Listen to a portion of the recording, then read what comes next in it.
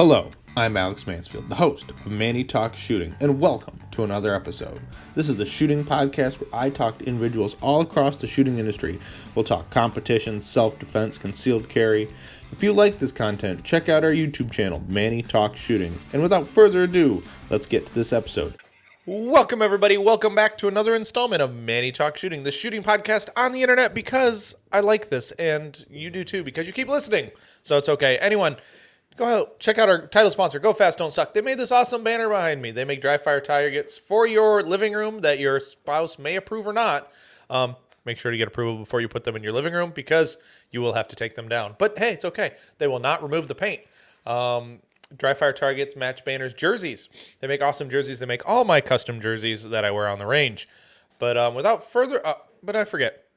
Go tell them. Manny sent you in the order notes. I appreciate that. They appreciate it. And tell them. Without further ado, we will talk to the man, the myth, the legend, Mr. Henning Wallgren. How are you doing, Henning? Hey, how you doing? I'm doing fantastic, and thank you for joining us tonight. This will be a great show. I can feel it already. Thank you. Look forward to it, too. Yes, and this has been nice because I contacted you sometime last week, I believe it was, and we just kind of made it happen. So, so for anyone who lives under a rock, they should know who Henning Wallgren is. But for the people who don't, who are you, and how did you get into shooting? Well, Henning Wallgren, I live in Colorado now. I've been here for almost 24 years. And I originally came from Norway. I found IPSC shooting in 1990. Took a class, and within 3 or 4 years, I quit my job and moved to the United States to shoot guns. So now I'm here. And in 2006, I started my company to make parts because nobody was. I shut down Foley at the time, and nobody was really making any aftermarket products for it. So I figured good time to set up a company, start making some parts, and I did. And the ball kept rolling, and now we have employees and we have machines, and we make a lot of parts, and I enjoy it very much. That and shooting. Right, so it's got to be cool because you've seen, you took your hobby and then you made it a Yeah, part of your business, right? Like, so you go from being a competitive shooter as a hobby, and now you're making you're one of the best known manufacturers for the aftermarket, for everybody. Like, there's probably too many people know of Henning Group purely because of all the extensions and all the good things that you make. yeah. Thank you. I mean, I, I when I found shooting, I just totally fell in love with it, and it became my life. It is my life, and so it became a sort of a soul searching too, because after a while I was traveling and I was shooting. I was being paid to shoot, and then what else? What am I doing with my life? And then at some point I was like, yeah, I shoot guns. So my first website was henningshootsguns.com, and I started I had back in 2004-5 whenever I started it. It was just a blog basically. I guess it was before they called it blogs, I think. But I started made my own HTML website, and I just started writing articles from matches, pictures and videos. So about the Super Squad at the time and open. So I would post videos of the people on the Super Squad, and they could see how the stages went, and people spent a lot of time on there. And it told me this: I spent way too much time on the website, and I didn't have a web shop on there. And at some point, I was like, I should probably start, doing something, sell some parts or something. I did, and it just kind of grew slowly, very organically. Well, that's cool. So you were able to, turn that hobby, and you were posting about all that stuff, which is really interesting actually here. It's too bad that actually Henning Shoots Guns is not still active, because I bet you probably just rolled it into Henning Group, right? Or henningshop.com. Well, I went through several iterations of website because when I made the first one, it was all written by me in HTML, and I used a web shop that integrated to it. So it was very kind of cumbersome to make any changes. So I had a GoDaddy website for a while, and now I use a different system. It started out in 2014, 15. Things change, and you modify it so I can have inventory control and everything like that. So it's a much better system. Always like to have better websites, but it's just how much where you're going to put your effort. So you put mine as in shooting and building parts. So Right. So you said you found IPSC in 1990. yeah. Was it called IPSC or was it something different in Norway? Did it have a different region name like USPSA does here? Well, back then in Norwegian is NFPS, which is Norwegian Foundation for Practical Shooting, if I was going to directly try to translate it. Mm-hmm. Now it's called dynamic shooting over there. Politically, it wasn't correct to call it practical shooting. Mm-hmm. It was even called combat shooting back in the early days too. And Okay. yeah, so they try to moderate that language after over time. Gotcha. And so how'd you even find that shooting? How was it? You did you know somebody who was doing it, or did you just stumble upon it?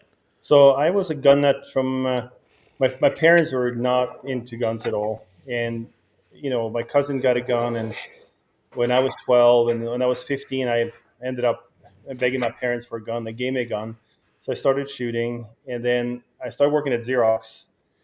When I was 19, I was tired of school, so I went to work for Xerox, and then one day, one guy from a technician who worked on Xerox machines, he showed up at work, and the guys knew that I was into guns.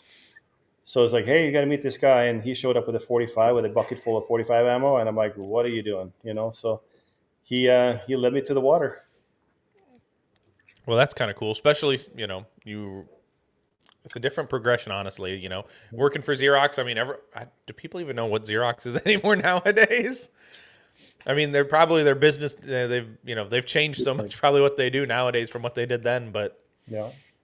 I bet Well, I kids. also say that working for Xerox was really interesting too because I was in logistics, but I learned a lot about how to manage a warehouse, which I do today, basically.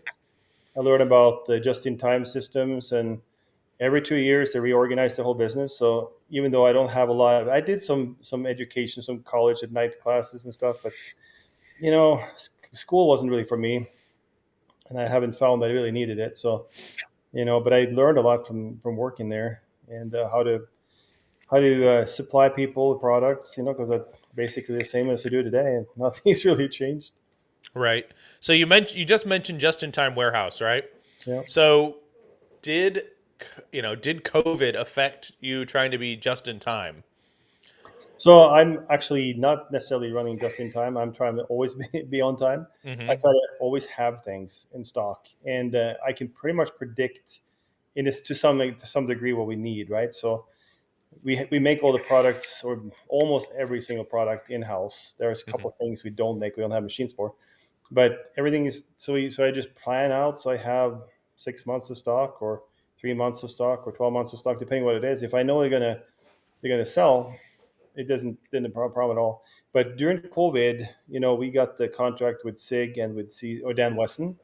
That started right about the same time. So beginning of COVID, we got so busy making all the parts for those two guns that came out. Mm-hmm. So actually part of our product had to suffer a little bit because we were running 7 days a week, and we still are actually. But it was like we had to make it happen, and helped us grow more.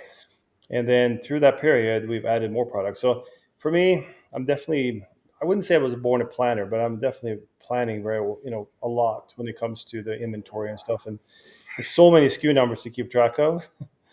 So, I mean, there's nothing difficult about it. You just have to check on it, see what you got for it, and you can turn things around pretty quickly. Get a very flexible setup in the machine. So it's really easy to do something, run out of it.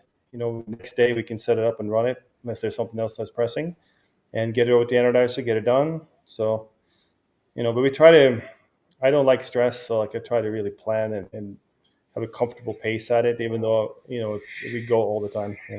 Right, and you can only do so much well in forecasting what you're going to need for the most part, right? Because Yeah. some random thing, some new whiz bang gadget means like that I need more Henning extensions, and Yeah. you don't expect to sell, and then it's just like, well, where did they go, right? Well, it's pretty, I would say it is pretty stable. I would say there's also non-stability at all. Every year seems to be different, but it has been growing. And when you think things should go down, the market or the economy is down, whatever it is, it's good. Like it's still been very consistent, and very grateful for all that. But I started my business kind of in the downturn of 2007, 2008, and we made it through everything. It hasn't. We just keep plugging at it no matter what happens. Hmm. Right, and that's the good thing. The market and the community and the firearms industry is able to keep you moving and adapting, and you change. You make a lot of different parts for a lot of different manufacturers. So it's not like you're gonna go under tomorrow because SIG's always gonna need something. Right? Yeah, and there's consistency in that. That it's a broad amount of people who use the products, but it's still astounding how many people keep buying more, or new people come to it, and hopefully we get a lot of new members all the time to USPSA, and obviously we also have people who don't shoot USPSA buy our products, and yeah, it's really fun. The most fun part about all of it is when you make something and someone else can appreciate it. So it makes it worthwhile, and it makes it fun. Oh, absolutely, and that's the best part. Is that someone shares their experience about your product, and then they share it to the next guy, and then it kind of just trickles downstream. And you see this probably at every match. Someone's like, "Well, what's this on your belt? What's this thing? Where'd you get this?" And they don't even have to ask you. Someone's like, Yeah. "Oh yeah, yeah, Henning made Yeah. that." No, it spreads organically, and also the cool thing in about a week, there's 5 of us in our company, and we're all flying to Florida for IPSC Nationals. So we'll have a booth there, share with the GX products and Leif. So Friday, Saturday, Sunday, we'll set up a booth there, and the guys who don't normally, they shoot sometimes. I take them out to matches, and they come to some local matches, but they get to meet shooters too, and get the interact and get the feedback. So if you go to IPSC Nationals, please stop by and say hi to Ian and Thomas and Jake. And they've got into a little bit of shooting because of me. They weren't shooters. They've had some guns here and there maybe, but they become fall in love with it too. They don't shoot on a regular basis, but when they can, I take them to a match and they shoot and enjoy it. So Well, that's even awesome. You get to share that love within your company, and you're going to take them to IPSC Nationals, which is, most businesses can't say I took my whole staff to IPSC Nationals to run the booth. But when you've got 5 people, it makes it quite reasonable. yep, I guess so. Hunting, if you had to pick one division was your division, what would it be? open. Okay, so what year did you get into shooting open division? And basically the first year because there was only one division. In 1990, there was no division. There was just practical shooting. So if I remember correctly, in '93 at the World Shoot in Bisley, the Open was the main division, and they had just started as a test, was a standard or limited division for IPSC. So that it was a very small division at the time, and then after that, then things started to change. They added more and more divisions. But I started shooting with a revolver. My first match, I had a 686, shot 38 special out of it. I had one speed loader. It really wasn't that good. And but as soon as I could, I bought a pistol, and I got a Colt National Match 45 with a Clark Pinmaster compensator, 8-round magazines, and iron sights. And that was my open setup. But I loved it, and I really much enjoy shooting single stack today. So I shoot also carry optics. I did that for a while just to try it out. I shot production for a while to try it out. Limited for quite a while. But if I go back to my true passion, it's open. Yeah, so that's pretty cool. And you shooting a single stun is quite interesting because you are so tall and the gun is so skinny. Just like, what is he doing? Like, it disappears in your hands, it seems like. But you do shoot it very well, right? What did you place at Single Stack Nationals this I year? was, I was sixth. So, yeah, so what, you made it onto the Super Squad. Did you imagine or, think it was possible to be, top 10 at Single Stack Nationals? Oh yeah, yeah, It's okay, yeah. because I mean, I was rooting for it's you. all the little things coming together. There's always something happening, and you try to avoid those things from happening. And the last 2 years, I was 13th the last 2 years, and I had little things happen every year. I figured, top 8 for me is a pretty good finish. It depends who shows up too. When the more divisions, less people show up, and it makes it easier to make it top 10. But I would say that it depends on the stages. I think to some extent the stages this year favored me because it was really difficult, and I just slowed it down and aimed and took my time. So my time was really slow, but I I think I probably had the best points and lowest penalties of anybody in single stack, or most of them at least. So, so that was my strategy. Just don't miss. I had two misses at that match, and I'm still upset about it. One, I was aiming for a steal. I heard it ding, but it was a hidden steel plate behind the popper. You know, and there was another one was a really hard lean to the right, and it's a top target. And I knew that was a trap target, and I aimed for it, and I still shot over it. So it wasn't like anything was a surprise. They were hard, and no matter what you do, you can still fall in some traps, And I avoided most of them, so I'm happy with that. If the next year, if they have a completely different match with much higher hit factors, things could change again. It's just there's no, you just never know. Yeah, and it all depends on how they set up the match that, that particular year. This year, 2023 seemed very difficult for a lot of shooters because they're not used to technical far shooting No. or hardcover or mini poppers. I mean, some But people are very fortunate. That's what they kind of see all the time. So Nationals was not different than any other match for them.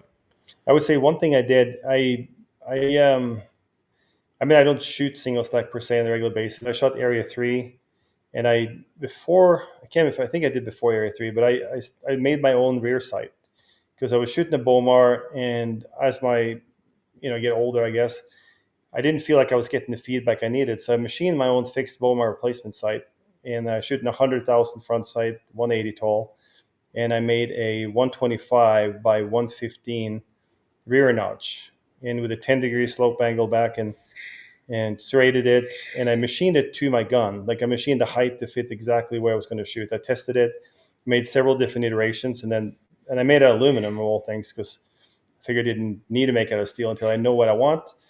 But I have to say that I could see my sights, and if I had shot my Bomar with the old, I just struggled so much to see what I need to see. So I made the sights work for me that I felt comfortable, and then gun was well sighted in, and I went to the match, and we sold a difficult level. There's 35-yard mini poppers, and there was not a single big popper in the whole match. And partials at 25, 30, 35 yards on almost every stage. So, and even then, I was insecure on some shots, and I shot extras, and most of them was in it. I didn't really, I mean, I was just some more practice in it to build some confidence and really know where the shots are going, and have the patience to just, because we were shooting 4 hit factor stages for the most part. At least at my level is 4. Other people had 5 or more, but I was happy with it. And even though I was slow, I was like, okay, I got my hits. In a second is only 4 points, so you're not losing that much. So that's, but it's fun. I enjoy it. I also built some steel base pads for my single stack mag, so they would drop quicker. And none of those are available yet. I'm kind of taking my time on it till I like them for myself, and when I think it's a product, I'll go on there. And it's a very small market, so it's. The cool thing is I have a shop that can make parts for myself, which is, I love it. Right. Well, you've got inventory to let you go play around with the machines. Yeah. That's exactly right. So you've done the planning to play. Now, I tell the guys it's kind of cool. I have my own little race team. So like, it's like I say today, I change plans all the time. It's like, oh, first I say, okay, today we're going to run these parts, and they all get like 30 minutes. Like, it's like, okay, stop everything. We're going to make a scope mount for me or something, right. and we can, as long as it doesn't interrupt the product flow. We take a couple hours to make something else just because it's fun and passionate about it. Or if someone else comes up and say, I really have a problem with something, can you fix this or do this? We try to fix it right away. We come up with a solution for it, and then it's enjoyable. I mean, it's whether it's for me or someone else, that's something that's we can improve on. That's We enjoy doing it, and the guys at the shop are great. So I program, and Jake programs, and the other guys run it and package ship it and everything. So it's anybody's idea is welcome too. Well, and you've got to think. I mean, you came out with the T1000, the T900s. Was that couldn't have been all your brainchild, was it? No, it was basically me and Jake who. What happened was we came out with the new base pad for the SIG Legion, the 365 Legion, It just came out like just over a week ago. And this is a project we've been working on for 2 years. And the first iteration of that thing had a little bit lower base pad. So we had bought a lot of material. I mean, thousands of pounds of material for that base pad. And then the project got a little delayed. And then they decided to change it. And it's all understandable. It's all fine. But all of a sudden, we had all this material. And I told Jake, like, Jake, what are we going to do with all this material? We can return it or we can come up with something. And it's like, what do you think we can make with this? We both thought about it. And I was like, I've always wanted an adjustable hanger. And then we sat down, and Jake came up with the idea of the Picatinny, which I think is pretty cool. I mean, and then the T1000. When we once we, I mean, we came up with a thing really quickly. We set a deadline. We're going to get this thing done quickly, and we had a few other inputs. We asked some people what they thought about it, so we got a couple in ideas from it, and then we tweaked it. I went to a local match, and I talked to Charlie Perez and say, "What do you think?" It's like, "Why don't you do this and this?" It's like I went home after the match and modified it, and then the next day we made a new version. So that was cool. It was fun, and then pretty much just stayed the same way the whole time since then. We've added some pads, and we have added a lot of different adapters for it, so you can pretty much add any holster on there. And we might make some minor tweaks or something, but at this point, it's kind of like it's not necessary. If we see some improvements, we will do it. And if anybody have any, give us some input on it, they're welcome to take it, and we'll do it.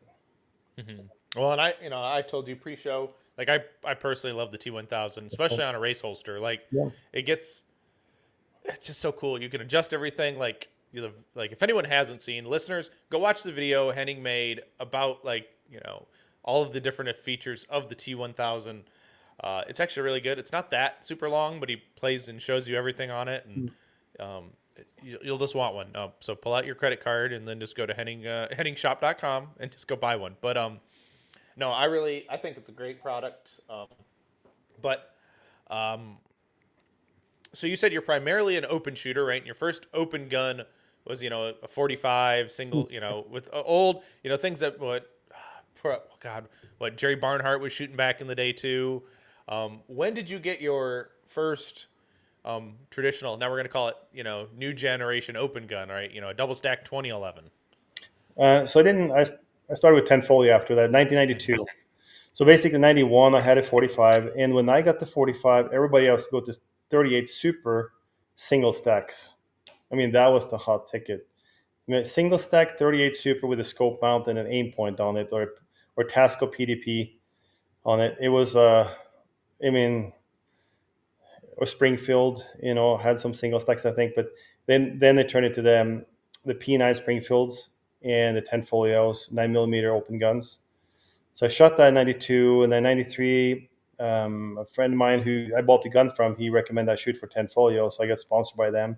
So I shot 10 folio for a real long time after that. First a 9mm open gun, and then 38 Super in 95. I even built a 9x25 on that gun platform. Even a 922 also, which is a 40 neck down to 9, just to try it and experiment. But I'm shooting 2011s today. I think I got my first one over 2 years ago, 2.5 years ago. And before then, I was just shooting 10 folios. So you really were progressing, 10 folios as an open gun platform for a long time then. Yep. Tweaking with different parts and spring rates probably, and kind of you helped craft that gun to what it is probably today, right? Well, definitely back in the mid to late 90s, there are some of the ideas we had that turned into be the products that they have today, or they over time have had at least. It's definitely probably shaped it a little bit. What grip shapes we made later on. I think the dominant grips is very similar to what we made. So everything affects everything. Mm-hmm. So did you first make grips for the Tanfolio, or then went to the CZ, or kind of Yep. vice versa? Yeah, I made 10 folio grips first. I haven't made them a long time now, but I might make them again. But we started making it for the CZ. I got a CC Shadow 2 probably as soon as they came out. And they really loved it because it's basically a 10 folio. It's just kind of enhanced Shadow Stock 2, I thought, at the time. and I really liked it. So I ended up making some grips for it, and then that ended up being the grip or a modification of that grip that ended up on the DWX pistol. So it all came together at the same time, and then we made it for the Dan Weston Compact as well. So I That's mean, I like grips. The things I will say about pistol shooting or shooting and guns is the three most important thing is the sights, the trigger, and the grip. That makes it. Those things have to be what you prefer. At least I think it has to be for everybody. I mean, some people may not be very picky, but for me, I took some grips and I used putty and I modified them, and I don't do that anymore. I just use a contour grip. Typically, I love the 2011 triggers when they're nice and crisp, just under 2 pounds, pound 14 ounces or so. I can shoot lighter, and it gets a little bit heavier. You get sensitive to that too, and the sights has to be, exactly what I can see at the time, where I'm at in life at the time. Yeah, at some point it's probably going to be very difficult to see iron sights to extent. So that's everything should have a red dot, right? I love iron sights too. I mean, they're so much easier to pick up the red dot, right? You have one point of reference, and I shoot occluded quite a bit too, just because it's helped to force my target focus. And I on iron sights, I don't. I haven't never really got into that. Probably better, but I maybe a little bit slower. But whatever it is, it's I the other thing I would say for me, I'm 55 years old now, and I think as I started, well, when I was 22 or something, and but it's physical exercise, staying in shape. So I kind of forgot about that for a while. I did it really back in 2000s or so. I worked that all the time, and when I was more focused on the shooting part. Then I started a business, and I got fat and lazy. And about 3 years ago or so, 2 3 years ago, my wife got me into. She said, "You want to go join F45? And if you go 3 times in a week, we can win a TV." And it's like, okay, I go. So I went, and she won the TV. It's all that But matters, right? and More smart TVs. yeah, and I didn't think it was going to be all that fun, but I really love it, and I go pretty much every day. I do a couple other things as well, but it's just doing something on a regular basis and stretching too. To be able to be flexible, to get low and get up and down, and I have a long ways to go. I feel, but it's just keep going, keep. And so that sport is my own way to try to stay healthy and stay, fit. Hmm. Well, as soon as so you said 55 now, 52. 55, So 55. you're just now in senior division or senior Yeah. category. So um, so will we see you next year? Well, in 2024 nationals, are we going to see you as Henning Wallgren senior champion? Well, I was senior champion this year. Oh, there you even go. So you put them all the hurt on. Yep. So Well, the next thing we're focusing on now is probably the 25 World Shoot and put together a senior team. So right, you could actually have a very strong senior team at the World yeah, Shoot. yeah, definitely. Now the question is, would you be shooting for the U.S. or for Norway? I've been shooting for Norway for 30 years, and I just shot for Norway at the Europeans on the team there. We finished second on the team after Switzerland. Hmm. And I love shooting the European Championship. I love being there. It's my home continent-ish, And but I've been here for so long, and I would love to shoot for the U.S. at the World Shoot. So I feel like I put 30 years into Norway. That's pretty good. Right. Well, and they did have some pretty. I did see that picture of you and your looks like your teammates. You Yep, had pretty cool jerseys, so we we can't do. complain about that. But so you just mentioned the European Handgun Championship that you went to. Um, for our listeners, is it bigger than a nationals or like what can they compare it to for their stateside? It's a mini Olympics in a way because it's much more elaborate. They honor it more. I wish we could do it more here, but if you think about U.S. nationals, it's a national championship. This is a continental national championship. So they have parades. Everybody shows up in their jerseys and the flag for the country, and you parade through the town. It's kind of silly because I don't know if anybody else in that town understand what we're doing. They just see all these people from different countries walking around, and then you have an opening ceremony, and it's all very official. Then you have a gun check-in, which you've done prior to that. So you have to have a gun checked, inspected, and you have to have your magazines inspected, depending on which category. But I think pretty much you have to. You check your holster, your rig, all that stuff. Make sure you're within spec. And then if you haven't done it, you don't get to shoot. So that's a very big difference. So you plan for that. You end up showing up early, especially if you fly from the U.S. because of the jet lag. There's I think it was 9 hour difference from Colorado to Greece. So we flew to Norway first and celebrated my mom's birthday. Then flew down there with the Norwegian team and everybody. So the whole plane is full of shooters. It's pretty cool. And then we have some time to relax, and we went to the beach a bunch. And then this match is actually 5 days. So there's 24 stages at level 4. So it's 6 stages per day, and you shoot 4 out of 5 days. So we shot Monday, Tuesday, Wednesday, Friday. I think Thursday was off, and then Friday or something like that. And then so then 6 stages per day. But they had a new, really interesting schedule. They had only 8 people per squad.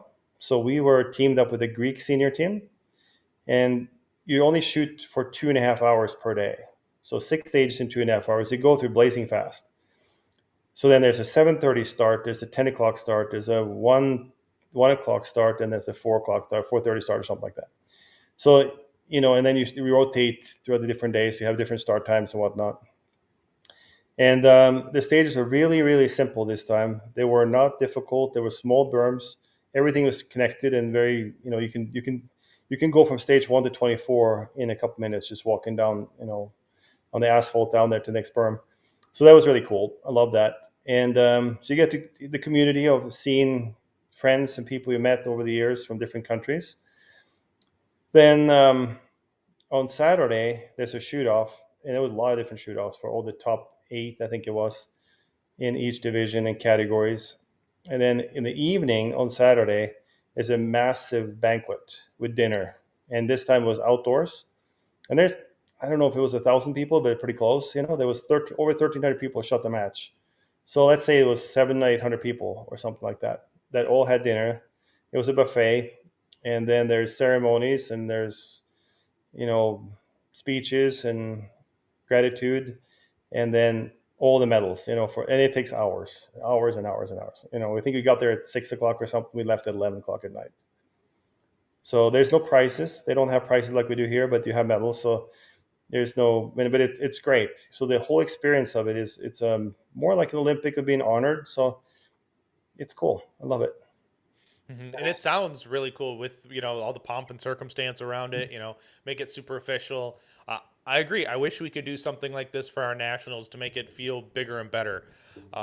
They probably didn't run out of food though at the banquet either. So No, they didn't. well, that's good too. And even I don't drink. I stopped drinking a couple of years ago because I wanted to focus more on my performance and shooting. So I decided one day at national, before the singles like nationals, I decided not to drink. So, but if you do drink, they have free wine too. I mean, it's all out. It's awesome. Mhm. So it's really and people dress up. We have wear suits and everything. So I wore a suit, and for the banquet, people dress up. It's you don't some people show up in their jerseys, but especially the people going up to the podium to get the medals and stuff, they typically put a suit on, and I think it's cool. It's very much honoring the presence of being there.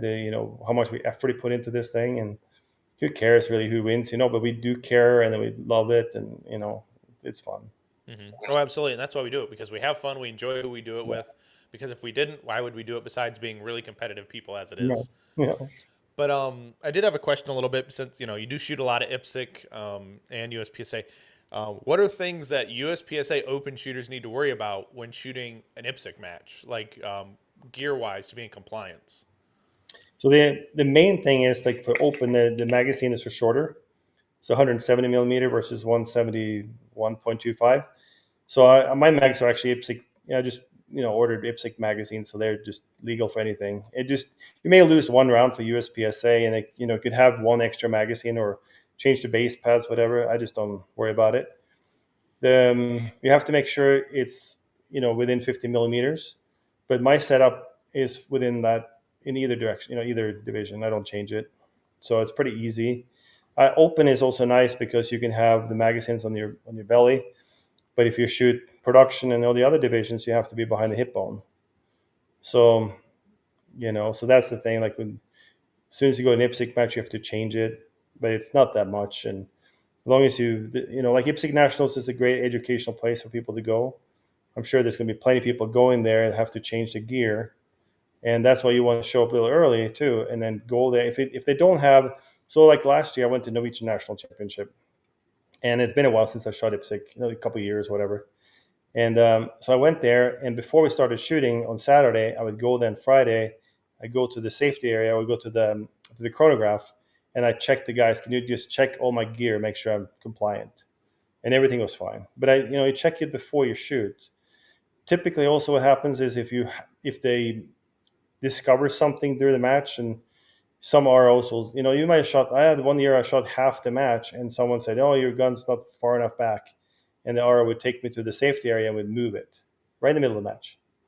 And you think that you'd be like fine, but so some of it is like, okay, you're not going to get disqualified or something, but you think you might, but they checked it in the state. When you do the equipment check, everything is fine. It's later on some RO has a different opinion, and you just listen to them, you just do it, and it's fine. Right. Now, so for your big, I'm assuming you're using a 170 mag then, not a 155. Yeah.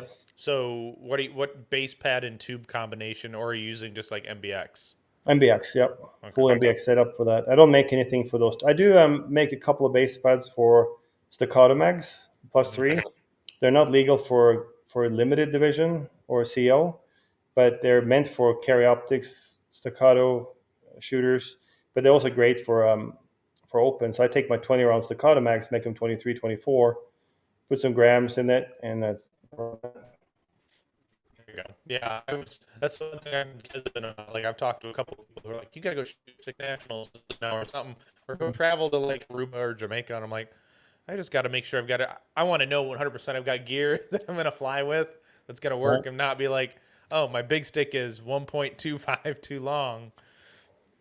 Well, you Um, can. I mean, that's the thing. Yeah, and it's not easy necessarily to be able to go to IPSC Nationals. When this year we went to the Caribbean Open, which is a great alternative for IPSC. It's IPSC light or like a mixture between USPSA and IPSC.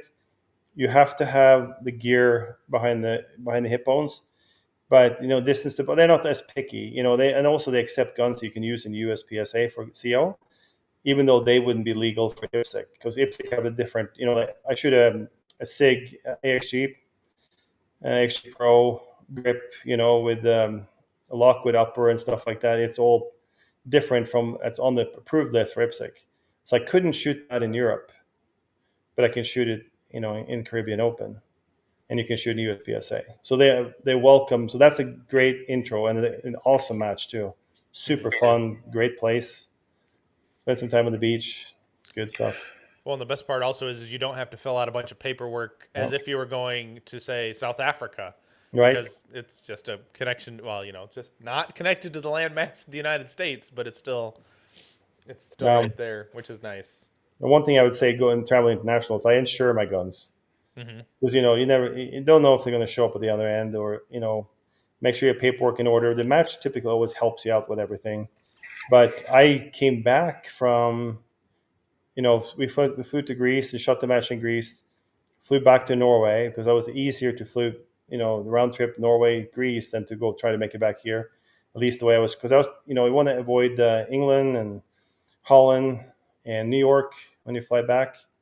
So I had a flight I flew 3 different airlines from here to Greece and Norway and back here.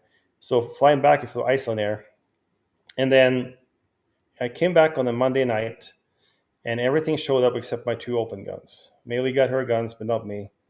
And on Thursday morning, yeah, Wednesday or Thursday, I think a Thursday morning, we flew to the handgun nationals. But luckily, I was switching guns. So we came back on Monday, right? And we had Tuesday, Wednesday in the shop, and Thursday morning, I was flying out. And that morning, I was flying out. The guns, the 12:30 at night, my open gun showed up in at my house. And I was calling and figuring out. They couldn't get any answer where they were. So I flew with both my open guns. And if I was going to go to another match, if it happened to be like you go, and it wouldn't get him in time, So either leave one gun at home or have an extra gun at home or something. Just means you need a third gun sitting around, right? Yeah, I'm getting a third gun right now. Now, the question is, do you build your own, or do you have somebody else build your 2011s? Yes, I'm not a gunsmith at all. I have no skills in that department. I I just make parts. make parts. Yeah, I can design parts. I can make parts, and fit them, make it work with anything. And I try to make as many parts on the gun as I can. But when it comes to building guns, I really don't have any passion for it. And there are great people out there building great guns. So that's, you know, and I like to be able to tell what I want. So David Hill builds my guns out of Missouri, and I just tell him I want a 5-inch gun with a titanium compensator, this many holes in the barrel, and then next time it's like, oh, no, let's try something else. I'm, I tinker with those things too. Try it, shoot it. It's like, okay, maybe not a good idea. So build me a shorter barrel and whatnot, So, and it's fun. And if I don't like it, I'll sell it, build another one. Right, exactly. There's always the opportunity to sell it to Yeah. somebody, and we get another one. Yep. I mean, your buddy Magnus could always use more open guns. He needs a lot of stuff. Yeah, that's for sure. God, now I lost my train of thought, but it's okay because I'm just going to keep rambling until something pops into my head. But it's okay. So, speaking of that, you didn't get your guns. Did they just leave them on your doorstep? No, so I called them, but I was very active in the process. I drove back to the airport the next day, because I couldn't. When I landed with Iceland Air, it was 7. It was even delayed too, 7, 8 o'clock at night on the Monday night, and they were contracted with I can't remember what it was, but another airline or something. So there was not a single person, not a representative at all from Iceland Air when you landed, and there was no guns there. So I told customs, like, I'm missing some guns, so they were looking for it, and they tried to get the baggage handler to try to find it. There was nothing there. Nobody can tell me where the guns were. So the next step I want to do too is put the GPS trackers in my luggage too. So you can kind of say, okay, it's still in Iceland. It turned out it was still in Iceland, but I didn't find it. I went back the next day. It's like, oh, it's on the next flight, and then it didn't show up on the next flight. So it took 2 days before they made it to the United States. And typically, it's always okay. But if you have something else, you go into it. And in the meantime, you're nervous too. You don't want to lose your guns, and it takes months to get a custom gun built. Oh yeah, or even years. Yeah, Yeah, because yeah, you think about it, you're at least sitting on $5,000 worth of a pistol. Just like, where is it? And that's just one of right. them, right? So, Well, that's why I insure them too. So if it does happen, at least that's covered. mhm. But I had my earmuffs in there. I think I had my belt rig or something like that. So it's more than just the guns too. So I'm also thinking about having backup of everything else at home too. So if it does lose it, because I only had one, I use an Everglade holster, but attached to my hanger, and I like that a lot. That's my favorite holster at the moment.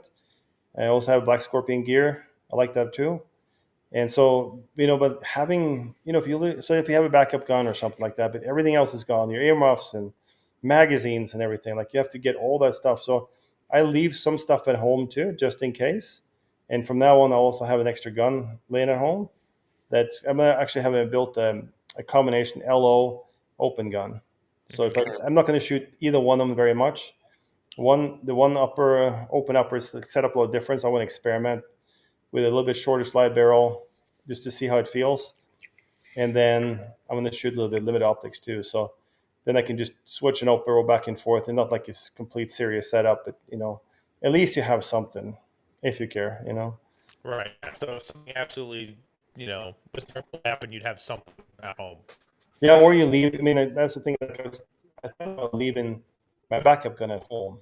At least I have one gun at home if something happens. And something did happen. Like it's typical. When you fly overseas, you always wish that they show up on the other end. And like I said, when you fly international, there are certain countries and cities you definitely want to avoid. I have learned those lessons over the years, just flying through there. Nobody told me, and then you find out, they get stuck in customs someplace, and you have to file something with them so they can release it and send it to you, and it almost doesn't make it to a match. So you can always always ask people who travel a lot to find out, and it's always solvable typically, but paperwork and help from match directors. That's a key thing. But when we got to Greece, It was easy when we landed, except when they found out there was guns there, they took all the luggage and held it, and everybody had to nonsensically just check it with your bags or something like that. Even though we could have just taken it, and it just took a lot of extra hours. And then we were leaving, our whole plane got delayed by hours because all of a sudden we had to fill out some new forms, and every gun had to be checked by the police. And we told them, this, we had all the paperwork in order, but the airline introduced some sort of weird thing in the airport there, and I guess everybody had to do it, but it delayed many flights. I bet. So we had 35 people on our flight, and the entire flight from Greece to Oslo got delayed, and everybody else on that flight had to wait for almost 2 hours because of our guns. Yeah, it just does not make it good for a traveling experience too, just to be delayed for silly arbitrary things. Right. You just got to be relaxed and don't worry about it, and Hmm. You can only control what you can control, right? You yeah, can't control them and their what they want to do. So you mentioned a few minutes ago about the Everglades holster, and that holster, probably even today, is still very hard to get a hold of, purely because of demand. right. Yeah, I tried to. I've been also tinkering with the idea of making my own, and I've looked at it. We kind of come up with some ideas, but it's so difficult to make a good open holster. And because there's so many different frames and grips and everything is out there. So if you make one, if I want to make a holster, I want to make sure that most people love it. I don't want to make another one out there that it's kind of good but not good. Like so that it's a challenging because there's so many variables in the 2011. It's not one thing. They have different grip options and dimensions a little different, and so do you make an adjustable one or do you make a specific one? And I've looked into a lot of products before, like making it adjustable, but at the same time, something specific. If it's specific, if it's too universal, it tends to be loose parts that can move around or whatever. And if you make it specific, now you got to make a lot of different ones. But most of the time I end up making specific, and I like it better because then you can tweak it to make it, and at the end of the day, it's like we do what we do because we love doing it. And when we show up with something, we want to have product that we know works and we love it. So then you take the time to make it and tweak it and tweak it and tweak it and whatever it is it takes. Hmm. So we mentioned earlier in our conversation that your goal is to go to the World Shoot, in senior division and probably be number one team, right? It's probably a goal of yours. What other goals do you have for yourself within the competitive shooting space? And you know, I, there was a time, way back when I'd love to win the U.S. Nationals, and then I realized at some point, it's like, I'm pretty good, but I probably don't have the commitment it takes to do it. And I was okay with that. Like I really love the sport. I try to do the best I can.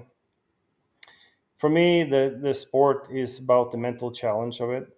Can I direct myself to execute the state perfectly? So I do mental training, I do physical training. I don't really shoot practice. I just shoot local matches once a week. I might practice a little bit or test a gun or something. I don't know if I really would improve a whole lot if I practiced. So the goals are, they're just to drive me. I don't know if they're all that important. Like you know, I love shooting with friends, and you go in a team and win a team event because it's enjoyable thing to do together. It was super fun to shoot my Norwegian buddies and play second. It was fun because we enjoyed it together. Would have been any more fun if they won, then it wouldn't be so fun for Switzerland. I'm happy for them, and I could tell they really loved winning it as a team. And Dominic is on the team. He's a good friend of mine, only for a long time, since the '90s. So could we won? We were three people on a team. If we had another person, maybe we could have. Would it have made a big difference? At the end of the day, not really. The challenge now for me is more: can I continue to improve? Or I don't want to improve from what I am today. Not this is what I was before, but continue to improve. And then for me, that's going to be some physical movement, to be quicker. It seems like I'm slowing down, so so I still have to work on continue to be faster. But the next thing is like to to direct my mind and my willpower to execute the stage the way I want it. And when I do, the times I do it, I am ecstatic about it. I was able to prove to myself what I could do. So, and part of that is also execute a perfect match. If I can go through a match without having penalties, or basically my goal is always to shoot penalty free, which means I have to sacrifice some risk, right? And but I'm always, if I get good points, I'm always happy, you know. Hmm. So those are my goals. Right, and that's absolutely, I would think, is in the correct space. Even for myself to think about, being it too, is like you always want to get better than you were before. You might not be able to necessarily win the match always, but if you're always better than the last time, I mean, you're always improving. Hmm. Especially as you're, not that you're getting old, you are, just at senior division, so you're not distinguished senior yet, so you've got a long life still left. I'll be But doing this till I'm as well. I mean, if I can be 100 years old and shoot this thing, I'll do it. It don't matter. we'll get you a wheelchair, but you'll still I be won't be in just a as wheelchair for tall. me. No, so that is another, that's become a really, I mean, health has always been an important part for me, Hmm. but I would say I forgot it for a while. Hmm. And I'm very much back on that game now. Last couple of years, I've been very strongly focused on my health and improving it, and flexibility. And so that in itself is a goal. How can I improve me as a being? Hmm. And the sport is just a measurement of that. If I can beat someone else, it is to show myself that I can do it, right? To overcome challenges, whatever, and prove it to myself. It's not necessarily to beat my chest and say I'm better than you. The competition is healthy competition. I feel like is there to improve ourselves. And then, of course, the ego is there, and the ego wants to win. But the ultimately, it's like to gloat to because beat someone that so being second is can be always like you don't want to be second, but if you got beaten by someone who did it better than you, that is cool. And if you made a mistake, with everybody, it's like everybody makes a mistake in every single match, even the person that wins by a lot. It's like they have a list of things, and someone else like, well, if I just did this, I would have beaten you. It's like they forget that the other piece people have. Everybody has a list, Hmm. so I think it's a great sport. I mean, it's my favorite sport of all times. I haven't competed in that many other ones, but I mean, over the years, I've done sailing and downhill skiing and tennis, but it's the shooting sport. When I found it, it's like it's the only thing that stuck. Right. Well, and it's true. Everyone's got their list of what they want to get better at, and Christian Seiler's probably got a list 2 pages long of how he said, "Well, I could have been even better at nationals if I just done all these things." Right. So Right, him, who destroys the field, right, still has a laundry list of things he wants to get better for. Right. He right. knows I'm waiting for the day that him and Eric Graffel show up to the World shoot the same stages on the same day on the same squad. Now Mm. that will be a day to remember, in my opinion. Yeah, I Hmm. know. When you compare people at the peak, that you have to take that into account too. When is that shooter's the peak performance, whatever. As you get older, things seem to change. But is it?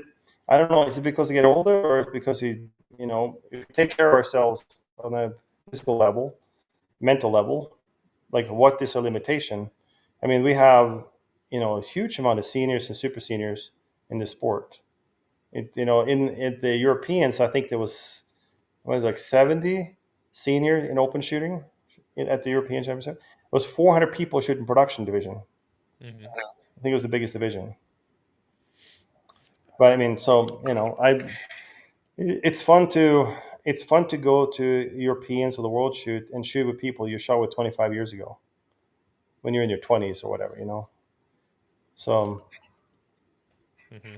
Well, and like even you say about the mental health and the physical health, right? Like, I mean, as you said, you weren't taking care of yourself for the a couple of years. I'm in that same boat. I'm trying to dig out of a big slump that I've let myself get into, and I'm you know not I'm not twice as young as you, but still, I'm like I'm to the point of like I got to take care of myself. Like if I want to be doing what I'm doing now when I'm your age, I got to do things to turn around. Right. That's dieting, getting back on the physical fitness thing, right? Yep. We're not lucky to have metabolisms like they were back in high school. That's for Right. sure. But it's always we're not all Magnuses. We aren't that lucky to be that young and energetic. Well, I know. I mean, when I started out the sport for quite a long time, I was super skinny, and I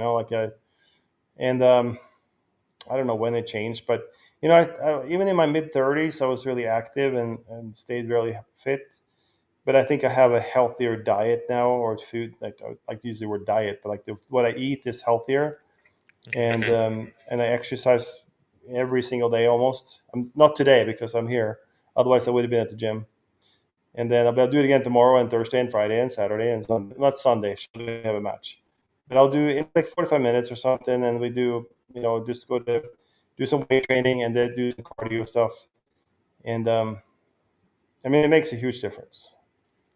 Right, especially in forming that habit of Mm. going every day or almost every day, Yep. it definitely helps keep it easier instead of, oh, I'm going to go today. Oh, I'm not going to go tomorrow, but I'm going to go. Maybe I'll go the next day. And then it just becomes, I'm not going. Yep. And then you're like, you're behind the eight ball even farther. So Mainly and I would go to F45 after work every day at 6 o'clock typically, Monday through Thursday, and then Friday they have a little different schedule. Then we go again on Saturday, and then typically shoot a match on Sunday. But we don't think about it anymore. I just don't.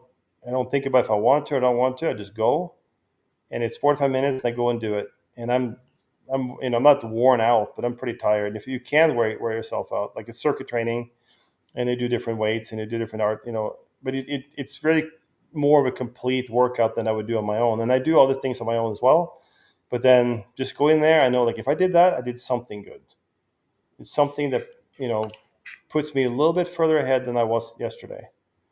So, and you know, that's the thing. Like when other people come up and they start to figure out the game, because part of it is like understanding the game, right? There's like, why wouldn't someone who's 30 years old beat me? You know, and but it's like some people get it right away. When Christian, he was, I think it was 17 or something in 2017 or something like that. I remember I shot Area 3 with him on the same squad. And even then, it's like, oh, he already figured it out. Like he knew. He was like, I was really impressed with him because he was so accurate. So even then, it was like there was no question. He already knew. It's not just this gamble thing. His shots were so. I mean, it was like everything was super accurate. So he already figured it out right away. And some people could be 80 years old and never figured it out. So you got to figure out the game, and that's self discipline for the most part. And Mm-hmm. yep, Right, absolutely. It takes some people a while to learn the game, right? yep, There's like the risks, the rewards, the strategies. I even say learning the game depends a little bit on your division as well. What kind of risk you can take with an open gun compared to a single stack gun are probably, light years apart because a single stack gun, at worst, you're having 9 in the gun, or open gun, you got 29 in the gun, right? So you can play. There's a lot of different things that you totally would do differently depending yep. on equipment divisions. And that's probably why I like shooting single stack too, because you're loading to 8 rounds, and you basically every shot counts. But you should play that game, I think, in every division. Every shot counts. If you're shooting so fast, you have to shoot extras a lot. That's like why it's faster to hit the first time. And my makeups is typically like, oh yeah, it was out just a little bit, making up a Charlie to an Alpha, or that was like very very few times like I had to make up a miss. So I have very very low penalty count typically in the matches, and that's my comfort level too, and it's always been that way. And I figured I trained that early on, and I did it in my mental programming too. It's like I wait till I see my sights in the acceptable target area before I pull the trigger. And finding a spot on the target, otherwise shoot at the target, find a spot on the target. So, but I also feel like there's a weakness in there too, like where I could gamble a little more or something, or but one thing that I sort of figured out to practice over time is like I don't know what it would take for me to improve as a shooter, because I felt I've shot like massive amount of rounds. That's for intervals and stuff like that, and I didn't feel like I got any better because I felt like I have to almost dramatically change who I am, how I inherently function internally. Because when I shoot, and the reason I love shooting is when I come up on the shooter stage and it happens over a few seconds, right? I meet myself in that moment. I see, the decision I'm making are my decisions that I made in those split seconds over and over and over. And if I'm an impatient, sloppy personality, it will be impatient and sloppy. If I'm a thorough person, I can be too thorough, right? It's like it has to be perfect. And if it has to be perfect, it typically be really slow. Or if I'm a good enough, like, so there's that. So I've always found that really interesting to do the correlation between who I am as a person, my character, to how I perform in a match, and question that, challenge that. How do I define myself in work? Typically, my shooting may be a reflection how I perform at work, or how I do tasks and solve problem solving. Oh, 100% yes. And it just I couldn't say it any better than you did right there. That was money. If anyone got anything out of this, those were the nuggets, right? Those were the golden nuggets that you know, I remember a conversation I had with Leif the other day, right? And it kind of made me think back of what you kind of told him about when he was trying to make that light bearing holster. Well, like, why are you doing this? Why do you do this for you? You don't do this for them. You do this for you, right? Kind of thing. And it's like, it's just one of those great. No wonder you're like a magical wizard. You're a wizard now. You're a Viking wizard. There we go. I'm claiming it now. Well, there's so much, you know, philosophy or um, deep thinking that we've done in this sport. If you analyze why we're doing it, what we're doing, the preparation into it. I spent. I'm actually gonna. I took I did this. I took the Silva method. It's a mental training program. Back in, I think it was '93. That was just after I started. I started. Maybe it was '92 or '92 or '93. But we hired this teacher, and we got a bunch of us shooters together, and we learned these techniques about how to mentally relax ourselves down to this mental brainwave level of theta, which is the same as when you're sleeping and dreaming. And you visualize, you do programming at that level. You can read into cassette, or you have someone tell you. But you basically you you rehearse what you want to do, and you program yourself, reprogram yourself at the very relaxed level.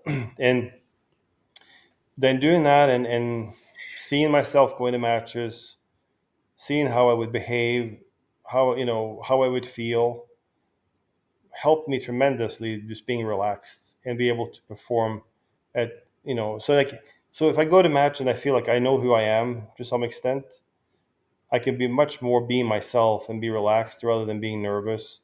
If I question, like, oh, who am I compared to you or this other guy, or who's going to win today, all those questions and those thoughts are just they're not necessary, right? They just don't help anything. But if we can be like little Zen Buddhists and then go around there and be totally focused and shoot, and at the same time we have to direct ourselves in some sort of comparison to other people, because okay, I see someone shoot and they shoot really fast and really well. I was like, okay, I need to do that and more if I want to beat that person. So how can I direct myself? So then there's like a egoic way of like, okay, pushing myself to perform to that level, and at the same time forget about competing and totally focus on my own process. So so that's what's fun about it. It's like an endless chase, right? Of ego versus just being present. And but doing that work before the match and spending time in meditation, or in theta level. And so I'm actually looking into redoing it again this coming year. I found there's definitely several Silva teachers out there, Silva method teachers, and I haven't, like I said, I haven't done it in 30 years, and I've used what I learned back then, and I've tremendous experiences on it, where I've had this incredible sense of freedom in the shooting, and that's the feeling I'm chasing when I'm shooting. And I know to be able to experience that, being in the zone or being that feeling of freedom when I'm shooting, is determined by how I set it up. I have to set up my mind my expectation in my mind to that, like my body and my mind, to expect that feeling, which means there's no expectation by itself to the performance. The only expectation is to be present, be completely present. If I direct myself through a remote, draw the gun, bring the gun to target, then the expectation to wait and see the sights. But what's fun is when I see the sights and I kind of watching a movie. And I'm like, you know what? And it's kind of like the slow thinking as it go bang, bang, bang, bang, bang, bang, bang, bang, bang, bang, bang. And during that process of bang, bang, bang, bang, the thoughts kind of go like, well, I think I should speed up a little bit. Like I'm going to slow it down a little bit. But there's the calmness to it in that moment. It's not this like, like this tension or it's there's no fear. There's just pure observation, and then making decisions, split-second decisions over and over and over. And that's what I mean by meeting myself in that moment. So when I do make a decision, and then sometimes, every time you place a shot, there's a decision being made. And the question I ask myself is like, who made that decision? Like, what made me make that decision? But there's something in me that make that decision, and that could be a sense of impatience, a sense of lack. If it's a bad shot, if it's like that shot wasn't good, I feel like I am not good enough I can't wait. I got to go, and there's always been a sense of impatient that has been my challenge, and I think probably for a lot of people. But so going back in and doing the work in in in quiet, and look at those things in myself and each other, like if we want to do that work, and really dig deep in yourself. It's like, what is it that makes me want to pull that shot when I can obviously see that the sights is not on the target. I still pull the trigger. Why did I pull the trigger when it wasn't where it's supposed to be? Why couldn't I wait? And the other, of course, is like the gun moves. So tuning the gun and tuning expectation to the grip and all that stuff to be predictive. But you're still, you're predicting the movement and timing it, right? Especially an open gun. That's what's so fun about it, because you can see what's going on. It's like a slow motion movie, and most of the time it's like, man, it feels so slow. Like, man, the gun's moving slow, the sight's moving slow. Why can't it go faster? And maybe it's just the physical act of doing it. Maybe I just need to make my fingers faster. It's not real slow in real time, but it's like, man, you just kind of know what's going to happen. I'm going to shoot two on that target, two on that target, two on that target. But there's a sense of calmness and slowness in it the whole time, and that's peaceful too. So even when you're shooting fast and running around and shooting it, seeking that sense of peace in that moment. Mm-hmm. I want to Yes. refresh that. Mm-hmm. Yeah, I just think, just bringing it back, all of that mentalness, and I agree with you. You especially behind the gun, you can just why it's like it just feels so slow, methodical, and you're Mm-hmm. just kind of in your own little, like, that time spatial differential thing, right? You might be ripping the trigger really in reality, but it's just like just a symphony and orchestra of music playing is in the mental space kind of thing, right? Yeah, and then you have handgun nationals with 35-yard mini poppers and partials, and you're like, and then so which is like, it takes time. The only thing you can do is be patient. And then if you try to pull the trigger and try to hit the target, you're not going to hit it. So you have to do the work. And of course, that's also where you see people who really have the strong shooting skills and strong fundamentals. And I feel like I can shoot slow and I can shoot accurate. I feel like there's more work I could do to shoot faster in that moment, but it can't dictate it when to do something rash or quick. It has to happen at my own pace. And whatever my own pace is, if I hit the target and I had fewest possible extra shots on steel, that is the ultimate reward, in a sense of like being able to say, you know what, I was patient enough to wait for my sights, and even though everybody's watching and the clock's ticking, and every second extra I do, I'm going to place lower than if I'm faster. But if I don't hit anything, it don't matter. So I think working on that comfort level of I have the time to be patient. And that's one of the sentences I've kind of ingrained in myself when I'm really relaxed. It's like, I have I have time to wait. I'm patient and I have time to wait. It's okay to wait. I wait for the sights to appear in an acceptable target area, then I squeeze the trigger. And then, so it's, in many ways it's simple, but what is it that gets in the way of us not doing that? That's the ego of saying, "Oh, I want to win. I have to do something that I'm not to beat someone else, whatever." So if I can just be okay with being whatever, just being me, no matter what that is, then I will perform probably better, right? Than if I'm not me. So I am enough being me in that moment, and then whatever skill set that is. Right, absolutely. Now, if you're just you and you're doing your thing, that's probably when anyone is going to shoot their best if they're just being Mm. them and doing what they can do. It and if anyone gets, like I said, if anyone gets anything, that last segment was freaking fantastic. Henning, we are near the end of our time, but like I said in the pre-show, I'll shill for you so you don't have to on your own product. So guys, I did bring my belt. So the video listeners, you get to love on this. Audio listeners, you just have to listen to my voice talk about these cool things. So if anyone doesn't know, using a T1000 on an Alpha X holster because I'm not cool like Henning and don't have an Everglades because I couldn't find one when I got into open, so I was stuck with this. That's good. And then I recently I did some tradesies and I got some T900s for the 2011s. Mhm.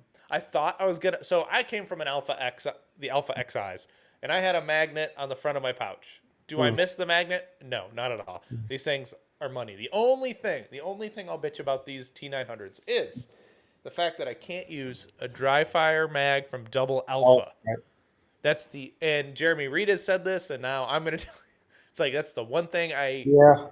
I dislike about them, but it's not the pouch's fault. I mean, I've busted open a Double Alpha mag, and it's like it's some mystery metal that's inside there. So I mean, however magnetized it can be, it is, or magnetic it is, it's not. It's just, Maybe you could screw a piece of metal on it or something. I Carve mean, some off and do something, replace something. But I yeah, was going to tell you something. One thing we just did, we actually made this little. This is the same piece that comes from the T900 for the double alpha, and there's several different styles of the double alpha bike pouches. You see, here's the magnet and everything too.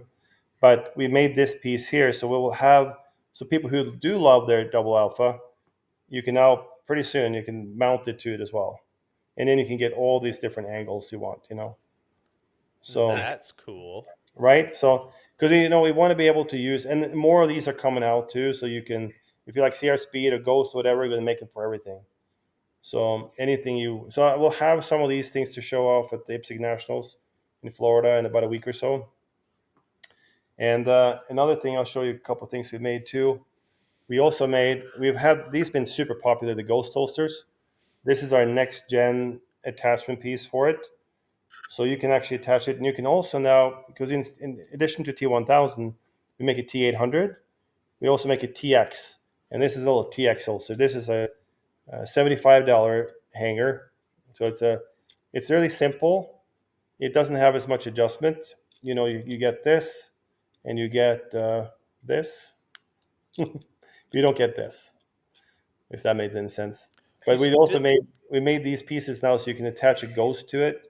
You can also attach a Max to it, and we have a couple different of these lengths. We have a 2-inch extension and 1-inch extension, and it just really depends on what kind of holster, because every single holster has some different way of putting them together. There's no standardized system there.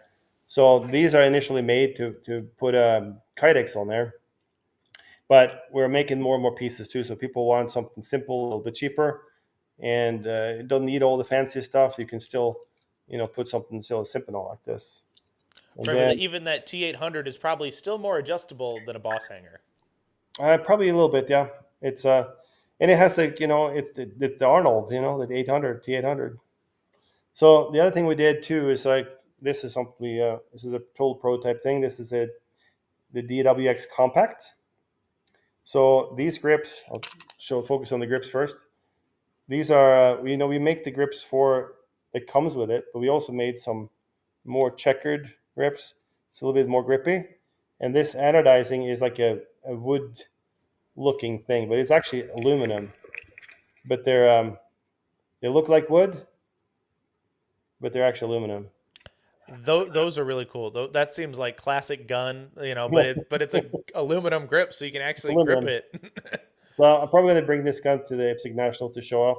And then also, so the way they made these guns with a 15 round magazine, they you can't extend it because the base pad on there and attachment piece is so close to the frame you can't do it. So what we did is we took a 17 round there and made an extension out of it and fill in the gap so you can get a 20 round magazine DWX because we thought that'd be kind of cool. And I like this gun. I've shot it and it shoots really nice and it seems to be super popular. So we're going to tweak this a little bit, but basically these serrations here is going to mimic the same serrations on the slide. So it kind of brings the design to back together, And that's also part of making parts is like to try to make something that's aesthetically pleasing, it's functional, and then you have a chance to do something with the look like it belongs together. That's always fun. But this gun is, for those who haven't tried it and shot it, they are actually pretty cool. With the 1911 trigger and the CC75 grip. That And is pretty. That is pretty cool. And I'm assuming the base pad still has the Henning easy takeoff, little yeah, nub on the back. that's always the cool part about these things. You just click it like this and slide it off.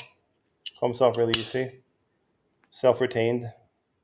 And it's you could just put the regular Shadow 2 extension on it, but then you have a big gap. So we just basically made this filler, this tall skirt we call them. So it fills it in. And it's a 17 round mag plus a plus 3 with a factory follower, so it's still locked back in a 20 plus 1. So we do like a lot of things like this too, like the carry market. Hmm. So it's fun. Right, absolutely, and that's some really cool products that you'll be showing IPSC Nationals, which would be cool.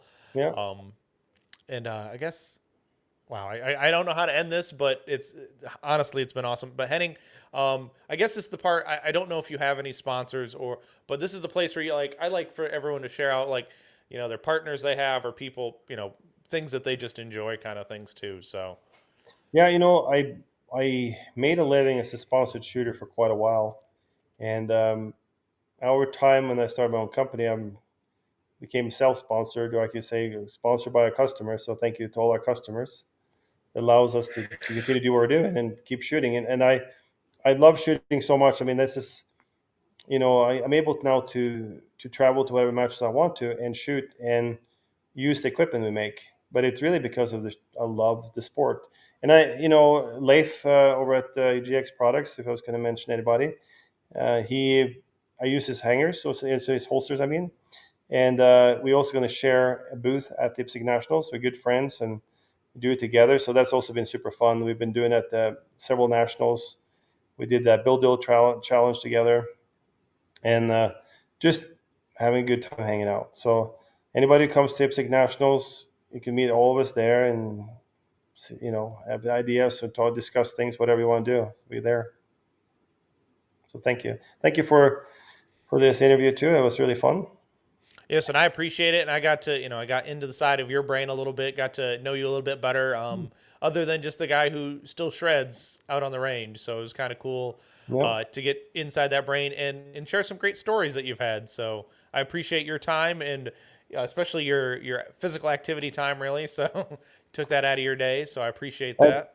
It's okay to have a little break. We're going to go back tomorrow, do double duty tomorrow instead. So, but anybody who wants to discuss mental training and stuff like that too, I'm always available for that. So, it's Hmm. definitely what I find is this. That's the sport is the vehicle to work on ourselves, and that's why I look at it as it's a great place to be able to challenge ourselves. And when we focus on not just the shooting, but the mental aspect of it, improving ourselves mentally, focus, intention, um, intent is a huge part of it. Right? The same thing as having a company, it was also intended at some point. Having inventing products is also an intention. You invent it, but you intend it. You see something in your head and you create it and you manifest it. And the same thing you do in your performance too. You see yourself. If you can't see yourself win something, you probably won't win it. It doesn't happen by accident.